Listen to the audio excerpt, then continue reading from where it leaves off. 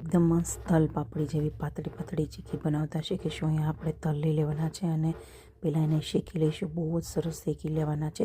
એક પ્લેટમાં કાઢી લઈશું અને એકદમ ઠંડા થવા દઈશું, પછી જ આપણે ચીકી બનાવીશું। એ જ પેનમાં આપણે ઘી ઉમેરી દઈશું અને ગોળ ઉમેરી દઈશું। ગોળનો પાયો કરી લઈશું। ગોળનો પાયો કરવાની ખૂબી છે, પાણીમાં ઉમેરી અને ગોળનો પાયો આપણે ચેક કરતું જવાનું છે। લાંબો થશે એકદમ ગોળનો પાયો તો ચીકી ચોટશે દાંતમાં અને એકદમ મસ્ત કડક અવાજ આવવો જોઈએ ગોળના પાયામાંથી। ત્યાં સુધી આપણે થાળીને કોઈ પણ વાસણની જરૂર વગર પ્લેટફોર્મ ઉપર જ આપણે આ ચીકી બનાવીશું। તો ઘીથી ગ્રીસ કરી લીધેલું જો એકદમ મસ્ત કડક એવો પાયો થઈ ગયો છે તો પરફેક્ટ ટાઈમ છે। આપણે થોડું ખાવાનો સોડા ઉમેરીશું એટલે એકદમ મસ્ત ચીકી પોચી બને। તો હવે સારી રીતના બધું મિક્સ કરી લઈએ અને આ બધું મિશ્રણ આપણે એડ કરી દઈશું પ્લેટફોર્મ ઉપર। પહેલાં વાટકાની મદદથી એકદમ સરસ સ્પ્રેડ કરી દઈશું અને વણીની મદદથી એકદમ પાતળી પાતળી એવી વણી લઈશું।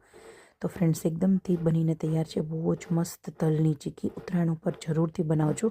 તમારા ફ્રેન્ડ્સ અને ફેમિલીના વિડીયો શેર કરજો અને વિડીયો ગમ્યો હોય તો વિડીયોને લાઇક કરવાનું બિલકુલ ના ભૂલતા। એકદમ કડક અને એકદમ મસ્ત એવી ફરસી બની હતી, તો તમે પણ બિલકુલથી એક વખત ટ્રાય કરજો।